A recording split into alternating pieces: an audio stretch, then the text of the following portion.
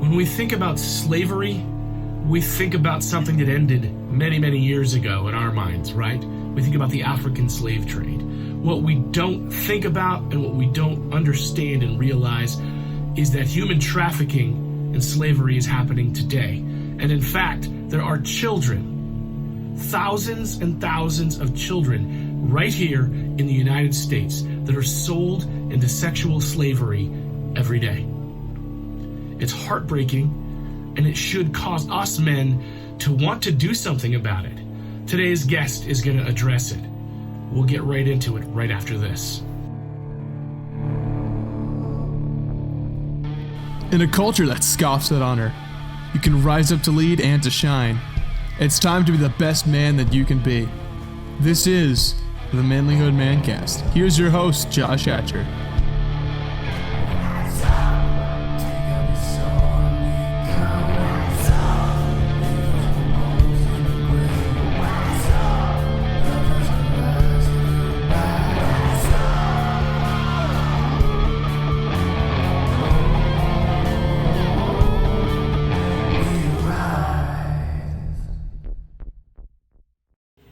Gentlemen, welcome back to the Manlihood Mancast. I'm your host, Josh Hatcher, and I appreciate that you guys take the time every week to tune in to the work that we're doing here at Manlihood. This is a movement, guys.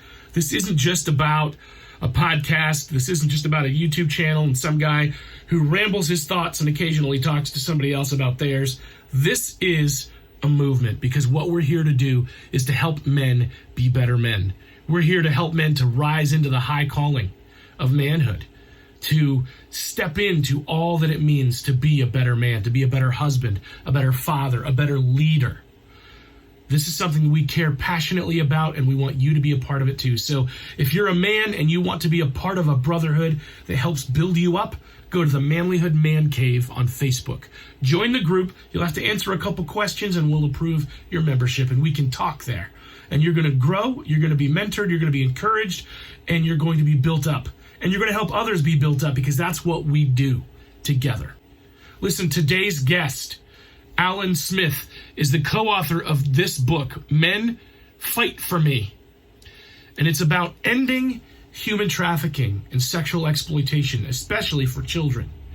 And Alan is doing amazing work through his nonprofit that he serves at, and it is really something phenomenal that you need to see and you need to hear and you need to be a part of, because it's going to take all of us to change this culture. Let's check it out. Alan, it is great to have you on the show. I have read through your book some, and it's some really intriguing and interesting stuff. And I know that our whole culture is facing this issue of human trafficking right now. And I think a lot of people want to know what they can do about it. So I'm really glad that you took the time to put this in a book, and maybe we can have a conversation. Let's see what we can find out. So tell me more. Tell me more about yourself. Well, first of all, thanks for having me. This is phenomenal. You've got a great work you're doing with men in your world, in your orbit, and I'm honored to join you in that space. I have an important message to all men. I have an urgent message. And we're going to talk about that here in a little bit. But a little bit more about me. I'm the executive director for a nonprofit organization based in Los Angeles, California, called Saving Innocence. And our specialty, it's an 11-year-old nonprofit. Our specialty is the recovery and the restoration of child victims of sex trafficking. And it's my honor to do everything I can do to bring resources to this population, to bring health and wholeness to these kids, to serve the staff that serve these kids directly. And you just can't believe the ugliness and the darkness that's going on right here in our country. And that's one of the first ahas that we could talk about, is that when someone hears child victims of sex trafficking, they usually are thinking, oh, I've heard about it. That's in Thailand, right? That's in China or Africa. It's like, well, it is in those places, but it's right here in our zip codes and our cities. And the victims are US born American kids. And so I get to lead an organization that is going after those kids, and I get to spoil the staff whenever I can with great things to encourage them. And that's kind of my day job. That's what I do. That's awesome. It's got to be rewarding to be able to do that full time and just kind of go whole hog into it, you know? Well, it is, and I pride myself is that at first it was sort of a kind of a little bit of a joke, but it was actually real. They can't get a no out of me. Like, I pride myself, I've never said no to a need that is happening in our midst with these kids. It's my job to find the money. It's their job, meaning the staff, to connect the dots and make that happen, whether it's an emergency plane flight out of danger or an emergency hotel room out of danger, or maybe it's diapers for the young mom, and just all the stuff. We just say yes to all those things because, like you, Josh, I'm a dad, and I can't take another moment in this work. The very first moment is I'm a dad. I see it through that lens. And what if my own 2 children were to be swept up into this? How can I say no to anything that they might need? And I just transfer that over to the kids that we serve. And it's really fun to be able to do that. Yeah. So how did you get involved with this? What kind of woke you up or brought you into this reality? Yeah, I was on the Young Life staff for 25 years. I don't know if you or your listeners are familiar with the Young Life staff. It's a faith-based organization reaching out to kids. In the last 14 years, I was in Los Angeles doing Young Life. And I certainly had come across kids that had been trafficked. I just didn't know it. I didn't have enough knowledge or understanding or vision to understand what was happening. The kids that we were working with in Young Life. And the year before I left, which is 2015, one of our Young Life staff women said, "Hey, we should do Young Life for the kids at Saving Innocence."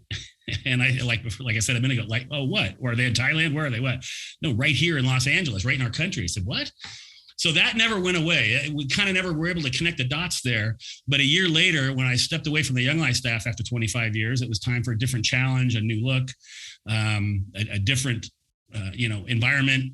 I never forgot that idea that there's children being trafficked for sex right here in our midst. And so I cold called Saving Innocence. I cold called the founder and said, "I'd love to meet with you." And we had a great couple-hour meeting. I got a parking ticket out in front, and because it ran long. And she opened my eyes. That was step one of my eyes getting opened. And I heard things and saw things. And suddenly everything I knew, the people that I knew, the experiences that I've had, who I was at the DNA level began to make sense. And it was like, this is what I'm supposed to do for this next season of my life. And I've been there for 6 years now, not quite a rookie anymore, but still so much more to do. And I jumped in. They hired me, and they didn't have a job posting. They didn't have any money. I said, listen, here's the thing. Just so you know, I'm not going to take a penny from this organization's budget that I didn't first put in.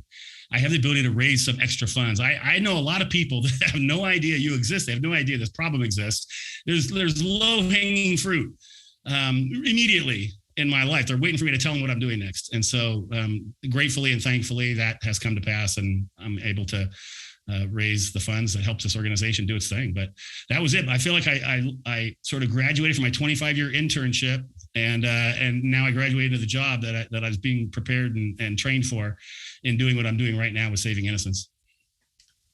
So I know that this month is Human Trafficking Awareness Month. I know that at the time that we're recording this is probably going to air a little bit later, but the day that this is recording, we had a really high-profile conviction.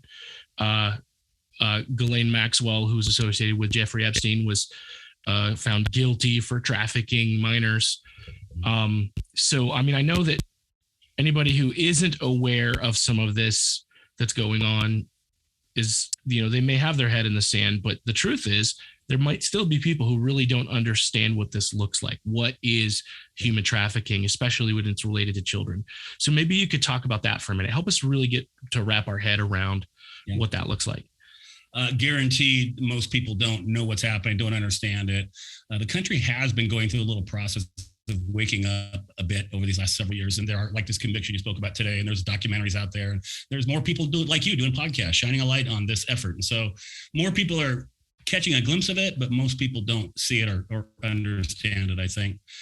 And I'll answer the question here, but I would just let all of your listeners go to savinginnocence.org. There's a bunch of videos there. There's survivors telling their stories. There's staff telling the stories, and that will really paint a great picture as to what's going on. But the short answer is about 80% of the kids that we serve are in the foster care system. So most of the kids that are being trafficked have experienced a lot of early adolescent, early childhood abuse and trauma. Long before their trafficker ever entered the picture, they were abused and traumatized, often by people that are close to them and their family. And that sent them down a particular path and gave them a certain view on the world and all those kinds of things. And then a lot of those have wound up in the foster care system, which is not set up to protect these kids and take care of these kids. It's overrun, at least in our part of the world, it's overrun with numbers. And that's where the trafficker steps in and can spot the vulnerability in these kids, whether it's at a bus stop or at school or at the mall. And pretty soon he starts up a conversation, starts telling her all the things that she's always wanted to hear, that she's beautiful, that she's loved, that he can offer protection, that he would like to be her boyfriend. And for this foster child, many of them, they've never heard all those things. And there's a vulnerability there that he's preying on. And so they begin a relationship. And at some point, they call it the light bulb moment. At some point, it becomes real obvious that her job is to make him money. And he is asserting ownership on her. And she has no idea how to get out. And what's worse than that is a lot of these young ones, in that first glance, they don't necessarily want to get out, because in some strange way, it's almost a little bit of an upgrade from what they were experiencing at home as a young child. At least there's somebody that's kind of looking out for them, albeit twisted and dark and with a bad intention, a bad motive, but at least there's something there. And so that child being trafficked has to be ready to leave. They have to understand what's happening. We help them. We help open their eyes in that way. And they're bought and sold. So what's happening? They're bought and sold like a piece of property. They literally mean nothing to the trafficker other than it's a financial transaction. They're an ATM machine. Each one of these kids can make a trafficker $250,000 a year in cash, in tax-free cash. If you go to our website, savinginnocence.org, find the video by Ori Freeman, one of my all-time favorite people. She's in the book we're going to talk about in a minute. She tells her story, and she says in that video, I'm not telling tales out of school here. She says in her voice on that video, by the time I was 12 years old, I had already been raped 4,000 times. That was by the time she was 12, and she stayed in that life until she was 15. So it's absolutely horrific and ugly and dark and repulsive, and it's happening right here in our midst. Hundreds of thousands of U.S.-born American citizens, children being trafficked like that. I could go on. There's a lot of ugliness, but you get the idea. Yeah. Yeah. And I think that it happens on, like, even in rural areas like where I live, I think it's actually probably easier to hide because there's fewer eyes on the situation. I think it might not be as visible as, the 80s movies where you go down the street and you see, the prostitutes walking down the street. I don't think it looks like that today. You might see that in some places, but, I think it's a lot more under the radar. It's a lot more hidden. It's a lot more private. And I think it's easier for people just to not realize what's happening. It definitely is happening everywhere. And like pouring jet fuel on a fire is the technology that now is at all of our fingertips. It's the smartphone has been called the 21st century brothel. Kids are being put up for sale, like an ad, like an online ad list. Oh, I'd like to get some used furniture. And maybe get a lawnmower, and maybe someone do some yard work services, and maybe some, what all the different things that a Craigslist type place might sell. Well, there are places where somebody can go, and there's a little drop down. They can choose which kind of little girl that they would like to purchase and rent for some time. And so a lot of appointments are made online on the various apps, even on the social media brands that you recognize, Facebook, Instagram. It's happening on there, as well as a number of other places.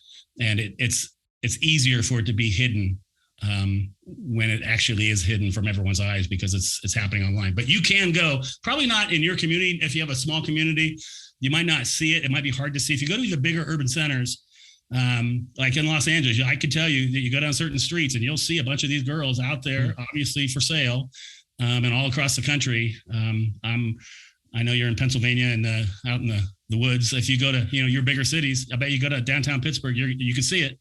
Yeah. And Philadelphia and the other places is very visible, depending on where you live and where you're looking.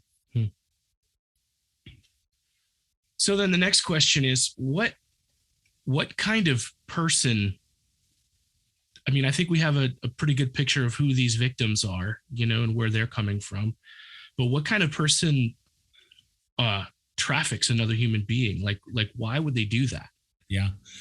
There's a really interesting, I know you kind of glanced at the book. I just got it to you, I think yesterday or today. So when you go back and look at a chapter on the trafficker, I actually sit down with a former trafficker. The little subtitle is called Coffee with a Pimp. And he tells me his story I said, tell me, why'd you do this? I'm asking the exact same questions, what was going on? And I wasn't at all surprised. In fact, I sort of knew it, but to hear him say it was really interesting. Is that the same conditions that produce the child vulnerability are the same conditions that are producing these broken, most of them are men. There's some women, but a lot of them are men. And it's early childhood abuse. There's an addicted mom to crack, a dad's in jail. He's been beat at home. All those things have shaped him. And in his words, and it was really interesting. I go through this in the book, Men Fight for Me. I go through this, and right the second he sits down, I mean, we were just getting started. I didn't know him. We just connected. And he said, listen, I'm not evil, nor was I when I was in the game. I just needed to survive. It's like, wow, I hadn't even asked a question yet. And he's leading with that. So he'd obviously heard a lot of things or felt them. But the interesting word that he said is I just needed to survive. Like he had to make money. And where he grew up, inner city, down in San Diego, but inner cities, throughout the country would have these conditions. There's a lot of gangs. There's a lot of drugs. All of his role models were older brothers and older boys in the neighborhood. And if they weren't going to be a star rapper or an athlete, which most of them aren't, they're all trying to survive. And they found out they could make a lot of money by owning and selling another human over and over and over again, 10, 12, 15 times every single day and every single night. And that was his story. I needed to survive. And I thought to myself, I didn't choose to be a police officer, a fireman. I didn't go to the military. Like, I don't know that I've ever actually had a moment of survival. Like the decision I make right now depends on whether or not I live or die, like a true survival situation. These young ones that we work with, they recount this all the time. It's survival. They're trying to get through this day alive and then start it all over again tomorrow. And so there's an interesting survival piece that the trafficker himself is quoting along with for the same thing from our girls. So it's more complex than you would think. It's a broken man, mostly men. It's a broken man. And he's found a way to make a lot of money. I'm not excusing it in any way, but that's in his mindset. That's where he's coming from most often. Well, and continuing cycles of abuse, I think he's doing what he knows. Yeah. What he's saying. Now the next question I kind of wonder and want to know is, just because in my own mind, and maybe it's just because of my background, but I can't imagine being a person who would pay for sex, much less pay for sex with a minor. Like that right. Blows my mind. I don't have a whole lot of empathy for these traffickers, but hearing that gives me a little bit more empathy for them. Right. But I have even less for the men that are paying for sex. Yep. Oh yeah. And who are these guys? What are they all about? Where are they coming from? Great question. And once again, when all your listeners pick up the book, there's a chapter on the victims, the traffickers, and the buyers. And we go into some detail. We interview some buyers. One guy's in the book. He's a pastor driving to his church on a Christmas Eve to lead Christmas Eve service at his church. He picks up a girl on the side of the road who needed a ride. And for $20, he happened to have $20 in his pocket, and she performed something for him on the way to lead church. So I think the first thing to say, who are these guys? They're all of us. They're everybody. They're pastors and they're policemen and they're dentists and little league coaches. It's the guy next door. It doesn't have the appearance of some, screwball looking guy living in a van under the overpass. It's not that. It's professional people. You mentioned the conviction today of Maxwell. Her and Epstein had this island full of the rich and the famous. I mean, it was the rich and the famous. Former presidents were there and members of the royal family were there and big shot people were there buying sex from minors. It's incredible. Our youngest little one that we're taking care of at Saving Innocence, we got her a couple years ago, and she was 7 years old. And so, if you're just trying to take a 30,000 foot view, and there's a 17 or 18-year-old, and they look really old by the time they get made up and trained, and like it actually looks like a young woman, oftentimes, but you can't hide a 7-year-old's youth. And she was trafficked from the age of 4, 5, 6, and 7 from her own biological father. And now we receive her at age 7, and she just turned 10. And so you can imagine the journey that little girl's on. But the buyers, there's a small percentage of men that build into their entertainment. They might go to a basketball game or football game or a computer show or just out with the guys on any old night. And there's a small percentage that will build into their entertainment. They know how on this app, they know how they can order up a girl mostly and have some version of sex with her. And they're living out. There's a couple different profiles, and I get into it in the book. There's a couple different profiles. One is like this regular guy. That's a whole subheading in that chapter, the regular guy, the people that like everyone listening right now. I'll bet you, we'll never know the answer to this, but I'll bet you $100 that you know someone who has bought sex. You just don't know it, but I'm telling you do. And it's that guy, oftentimes married and kids of his own. He's most likely had a pornography addiction, or at least dabbles with it. He's seen things online. He's fantasized about it. His wife is wouldn't go for it. He probably wouldn't even ask her to go for whatever little fetish that he's developed. Well, now he's going to go buy someone who has power over it and has to do whatever it is that he wants to do. So there's that kind of person that isn't necessarily violent other than this, and it's a big thing. He's a good, upstanding citizen.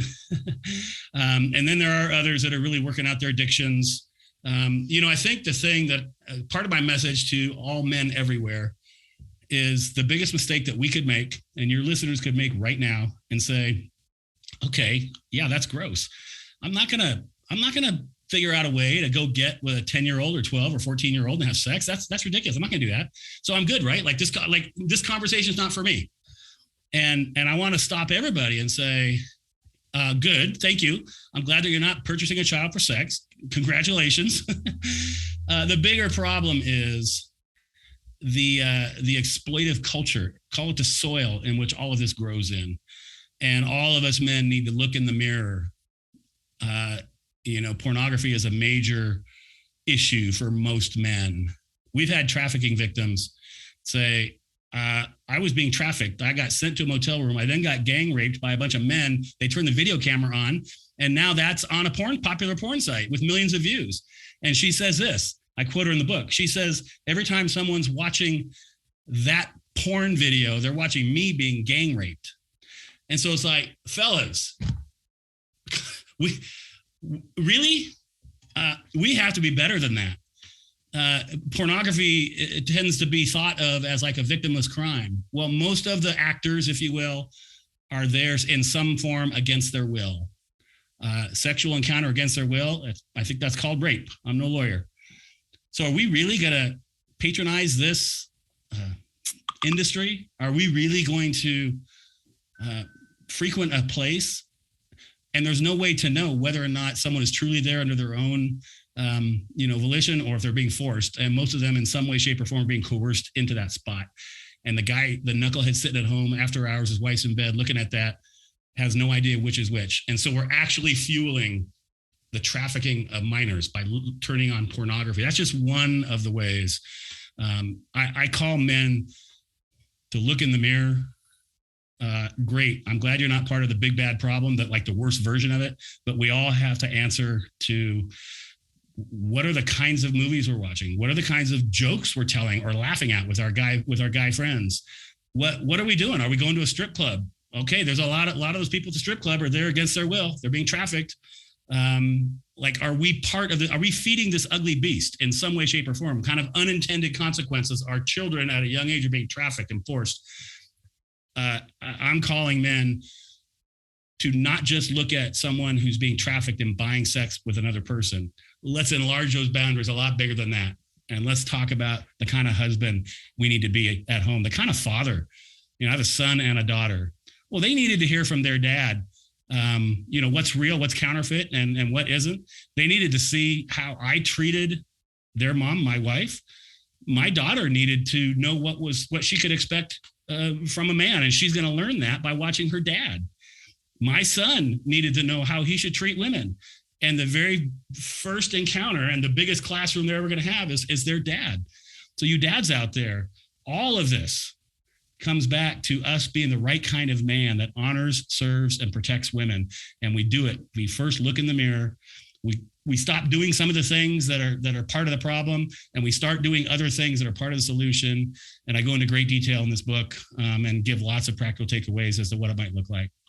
That's a longer answer to your question, but you get the idea. That's a great answer, though.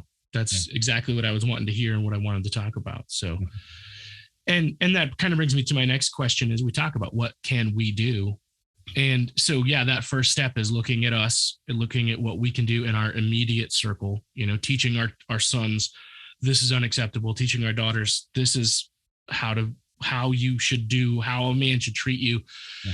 What else can we do? What, as a father, as a husband, what can I do as a guy in my community, what can I do to protect the women around me from this happening to them?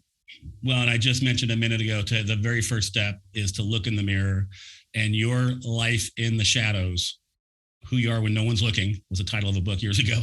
Like us men have to make sure that our life is in line with this bigger society and culture that we want for our children to grow up in, that we want for our daughter to grow up in. And so that might mean, stopping some subscriptions, certain TV, cable shows you're not watching anymore because they're exploiting women and boys, but they're exploiting women. So stop doing some of that stuff. Stop looking at porn. Maybe easier said than done, but there's just some things that we can do.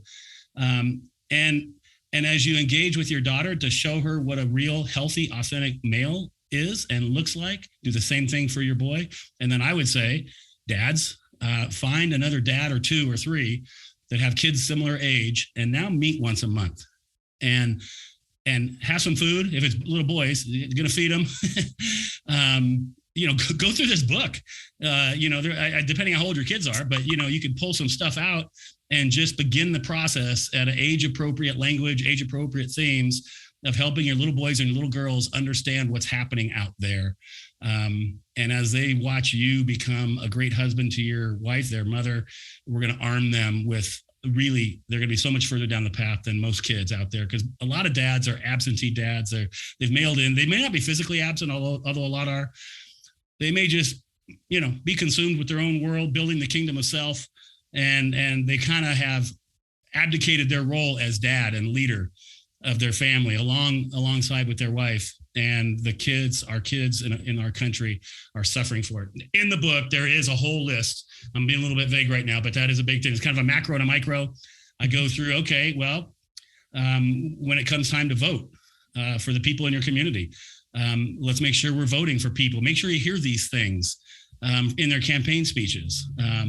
There's those kinds of things, the technology that's at our disposal. And then again, looking in the mirror and living it out loud. And as you begin to transform your home and grab 2 or 3 or 4 other dads and their homes and their children start being transformed, that's contagious. And now we got young men that are growing up empowered to live a strong, healthy version of masculinity. The tagline of the book, it says, "Men fight for me." And I'll explain that title in a minute if you want me to. And it says, talks about healthy, the healthy masculinity, the role of authentic masculinity in ending sexual exploitation and trafficking. I kind of forgot it for a second. There's a role. We all have a role as men. And so what is that? Chapter 4 of the book, we go man to man, and I interview a bunch of men and interview my son. He's in there, and give some real practical takeaways on what's the definition of a man. Is it the first time he has sex? Does that make him a man? Society wants you to say that. Is it a certain age, 18, 21? What is a real man, an authentic man?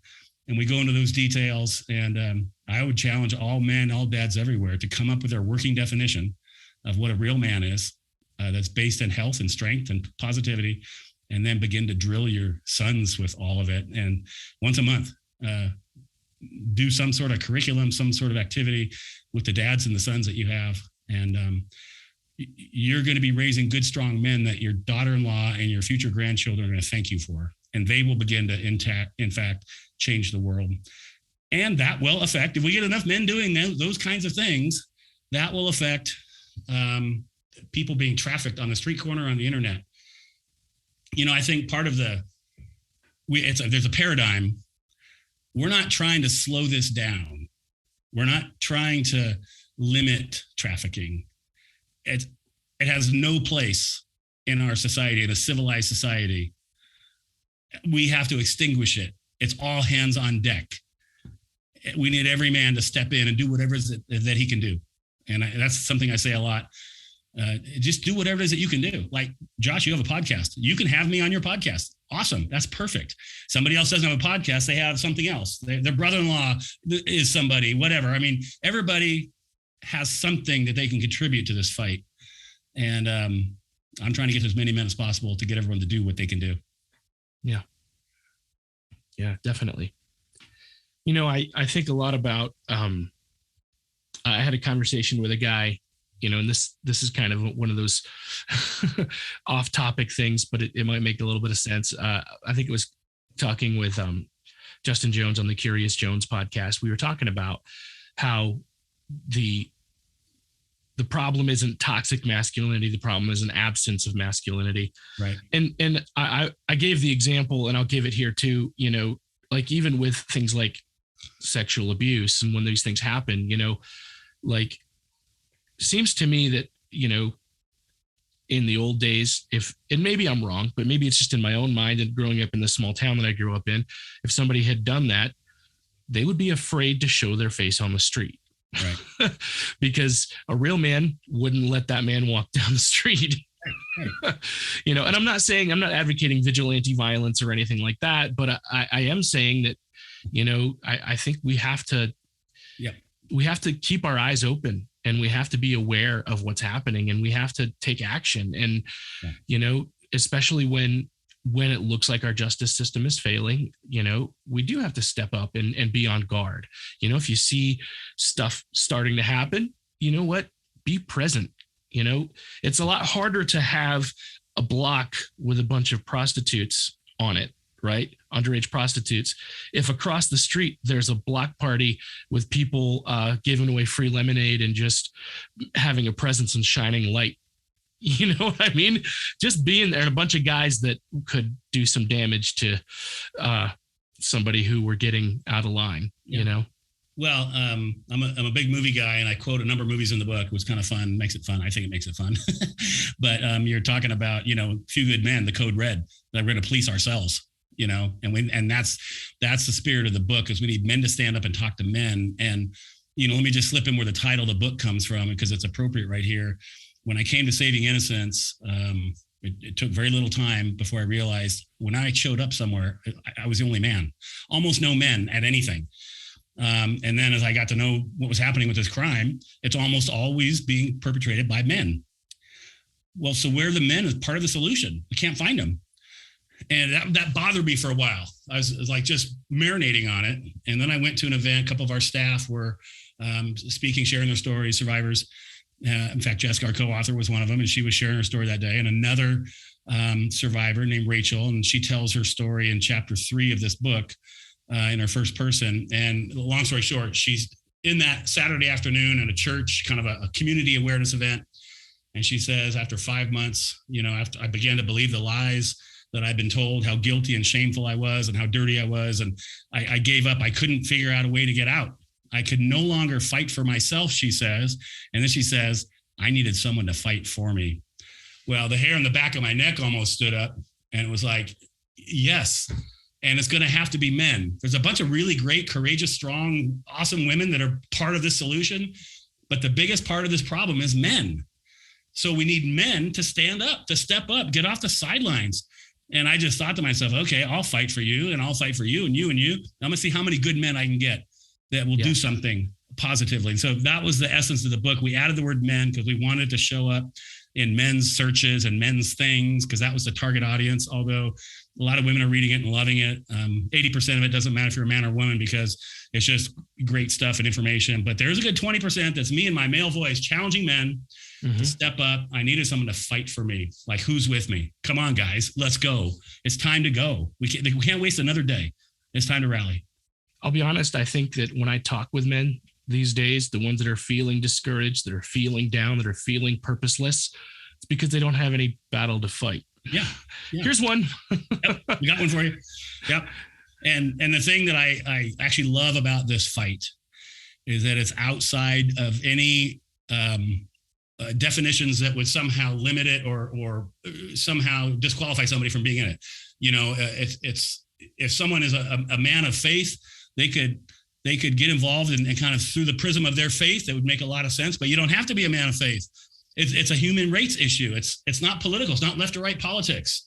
It's not a racial component of some kind. We can all be part of this fight. No one is disqualified from jumping in and doing whatever it is that they can do. And we go into some details. Like, here's what you could do today. There's 12 things you can do today right now. It's in the appendix, and we give them some great, these are quickies. You can do them real quick. And then there's some bigger things we're going to challenge you with as well. Awesome.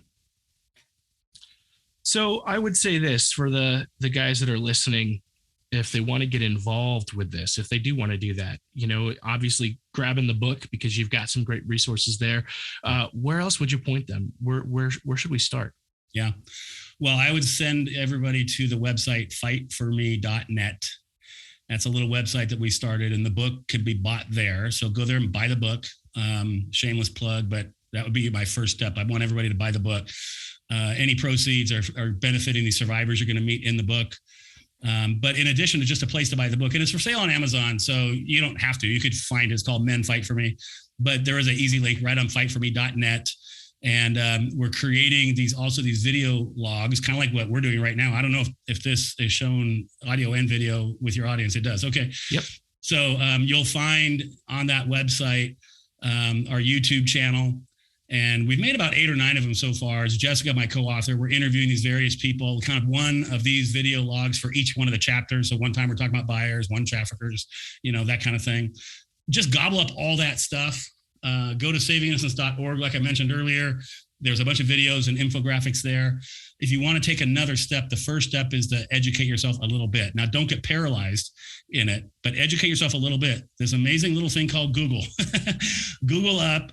Follow the rabbit trails, questions, learn, read, watch videos, documentaries, and then somewhere in the darkness, you'll be motivated to do something. And I would say start right now. I'm guessing probably a lot of your listeners are somewhere in Pennsylvania area, probably bigger than that, but a lot of them probably are. I'm not familiar personally, but I bet there's some anti-trafficking organizations that are doing good work right there.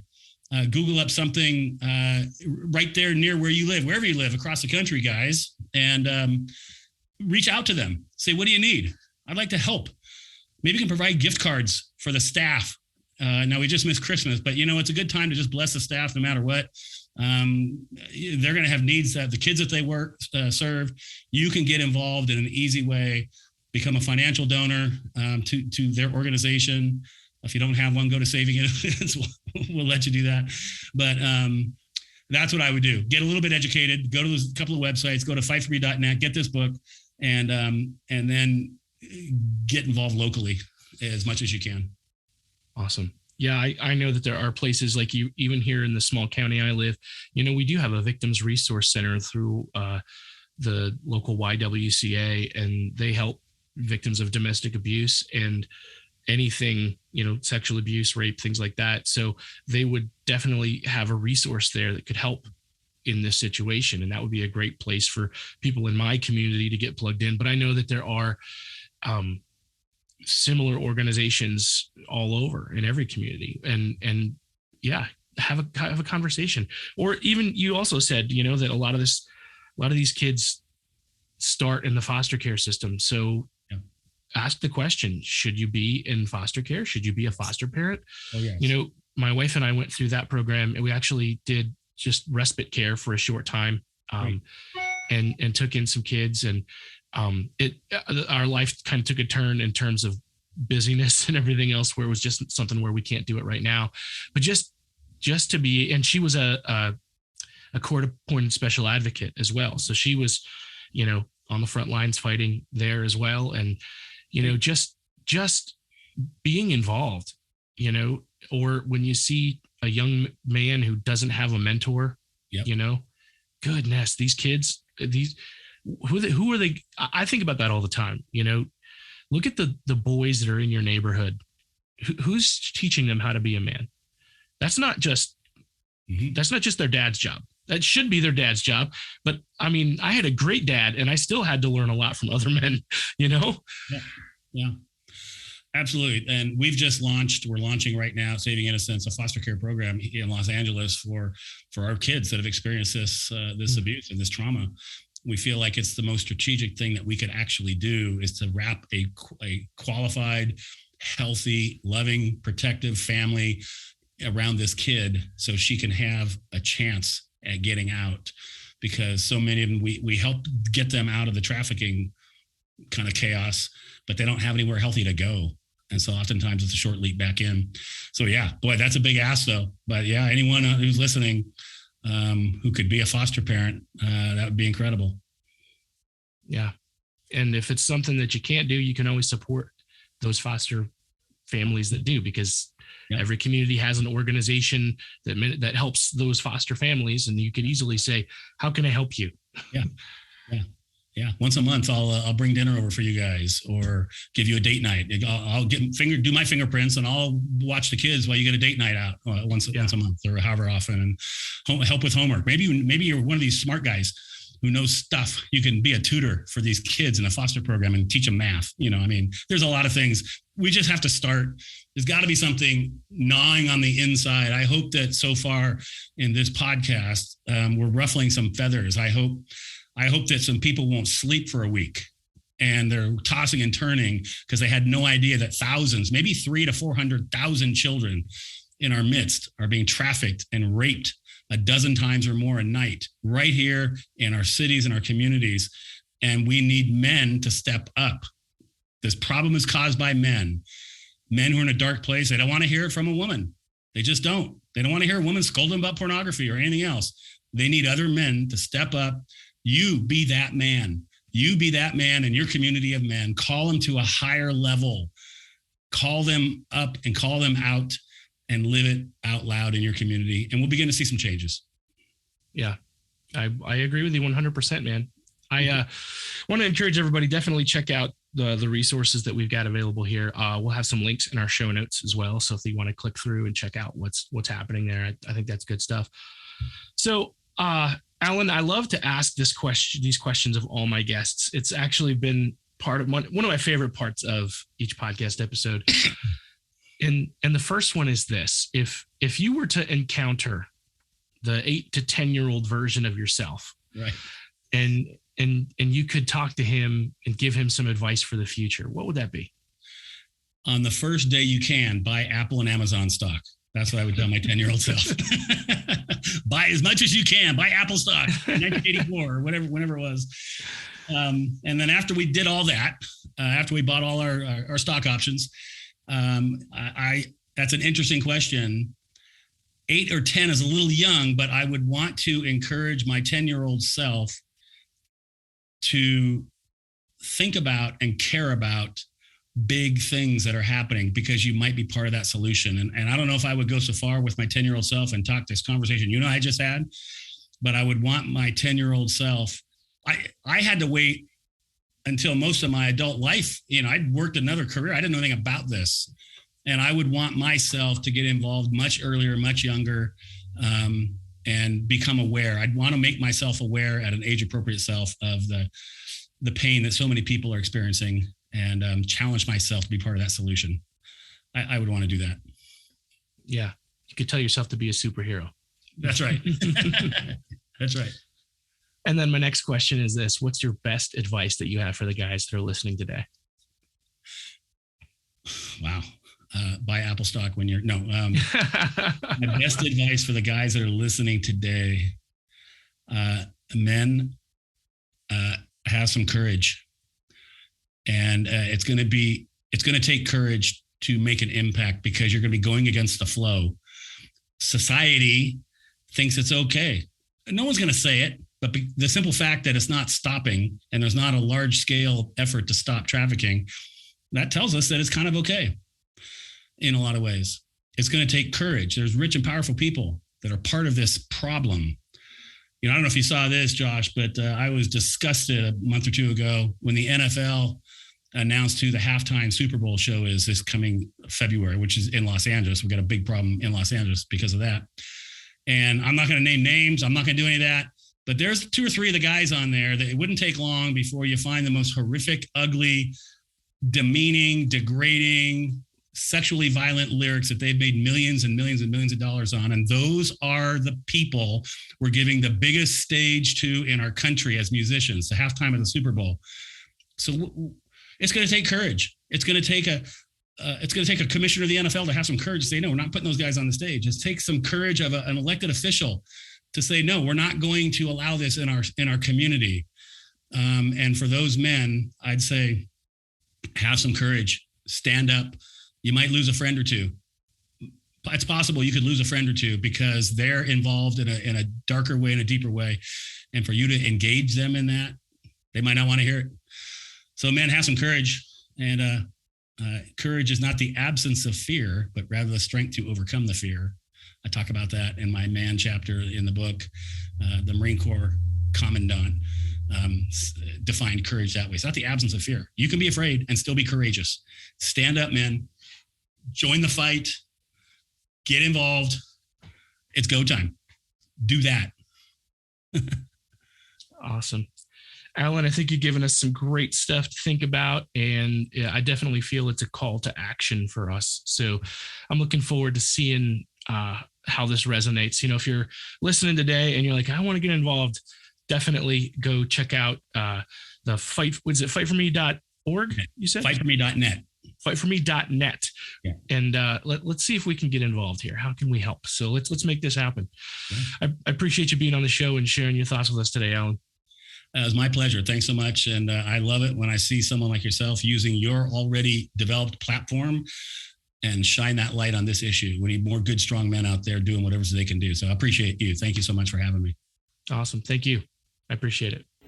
Hey, let's give a hand to Alan Smyth for sharing the stories that he's sharing and for the work that he's doing. You are a superhero, brother, and I appreciate you. And I want to see all of us men get involved. So please click on the links in the show notes. Let's get involved. Let's do what we can to end this horrible practice, this horrible thing that is happening in our culture. And let's start by, guess what? By being good men, by having each other's backs, by teaching our children, by looking out for other kids, by being involved. That's where this starts, guys. So let's do that together. Let's end it. Let's end it now. Anyway, I'm glad you guys tuned in. Please share this episode with a friend. Let's talk about it. Let's share it. Let's get it out there. Let's make human trafficking a historical footnote that ends today. Anyway, lots more interviews coming up for you guys in the coming weeks. I am excited about some of the guests that we've had on, and I can't wait to share their stories with you. So please, stay tuned, stay engaged, and let's be better men together. I love you, I care about you, and I'll see you next time. If you want to be a better man, check out our website, manlihood.com, for blogs, videos, and more from our Manlihood team. Men, you can also join our private Facebook group, Manlihood Man Cave, where you can meet up with a band of brothers who will challenge you and help you on your journey of manhood. This episode is produced by Hatcher Media for manlihood.com. Be sure to subscribe and leave us a review on iTunes, YouTube, or wherever you're listening to the show. Tune in again for more of the Manlihood Mancast.